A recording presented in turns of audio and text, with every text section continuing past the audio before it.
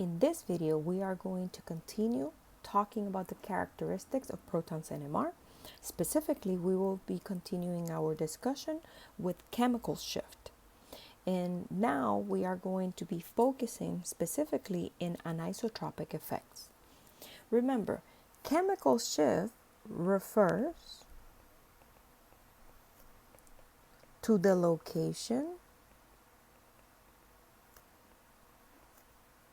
of a signal, specifically in a proton NMR, which is what we are talking about now. Now, anisotropic effects, when they are observed, is because of the following.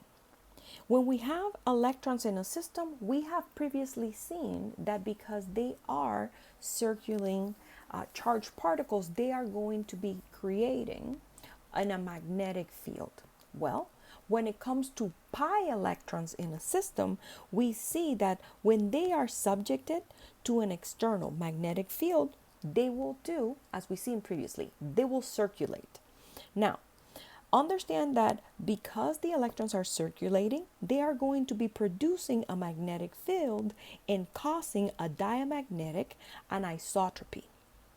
The figure that we have on this slide illustrates the different components of what I'm talking about. So even though I will talk to them in detail, I just want to illustrate these components. Remember, previously we introduced that B naught is going to be our applied magnetic field. The circulating pi electrons in this molecule specifically, we're focusing on benzene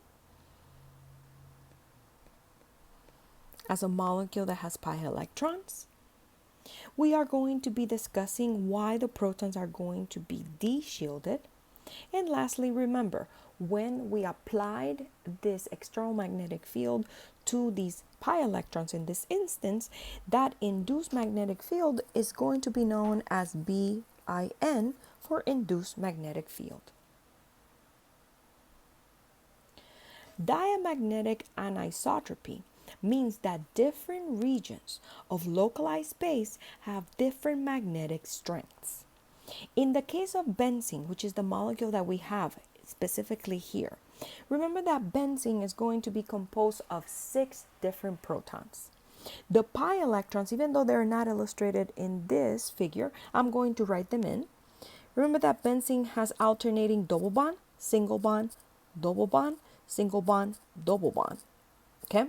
So each one of the carbon atoms in this benzene ring is going to have a filled p orbital, which I'm drawing them in. And in those filled orbitals or filled p orbitals, that's where the electrons are living. As I was mentioning to you guys, in those places, we are going to have electrons. Electrons are charged particles. Once we have the applied field come into this environment, then those moving electrons in the pi system are going to create ring currents, which are designated by the blue rings that we have in the system. Again, one in the top and one in the bottom. Now, understand that again, these electrons are charged particles. They are going to be moving, so they are going to create their own magnetic field, which is called the induced magnetic field.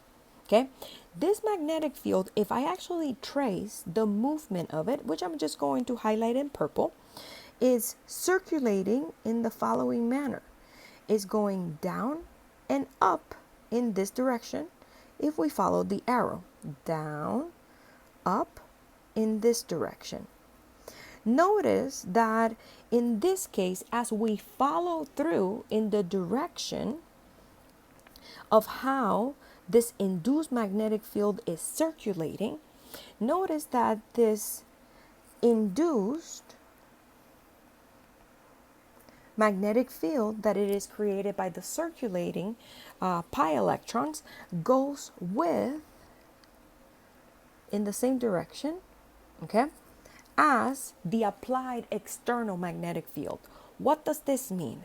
That because the hydrogen in this molecule, it is experiencing a magnetic field induced by the movement of the electrons that is going in the same direction as the applied magnetic field, this region outside the ring where our hydrogen nuclei are going to have an increased magnetic field, meaning that they're going to feel more that applied magnetic field. What does this mean?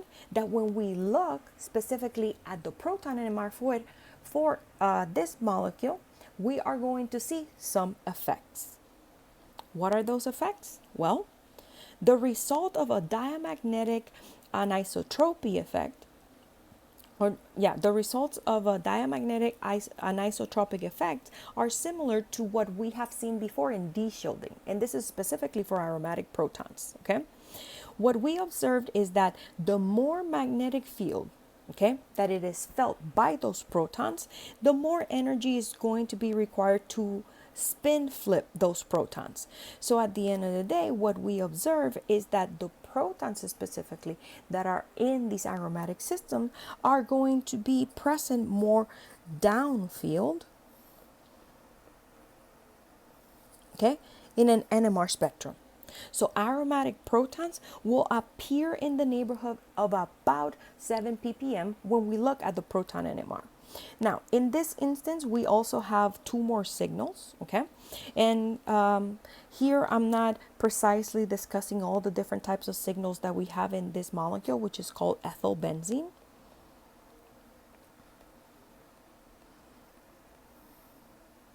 But if you review the previous chapters, you can actually look at a molecule and determine how many signals are going to be present.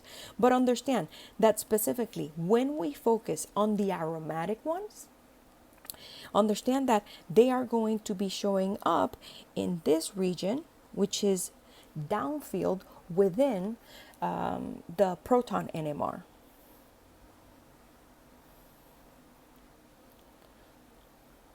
So understand that the result of a diamagnetic anisotropic or anisotropy effect, again, is similar to de-shielding, okay? When we have these protons that are outside filling that magnetic field that is induced. Now, here we have aniline. Okay, aniline is a very special molecule because when we look at aniline, it's going to have some protons that are on the outside, and then there's going to have some protons that are on the inside.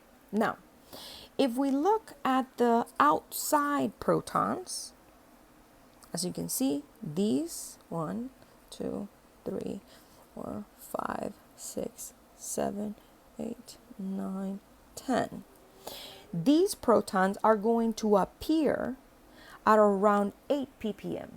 And that's because in this system, even though this molecule is not specifically benzene, it has conjugated system because it has that double bond, single bond, double bond, single bond. In later chapters, we are going to be talking about aromaticity. But for now, let's just focus on structurally, these protons are going to be on the outside.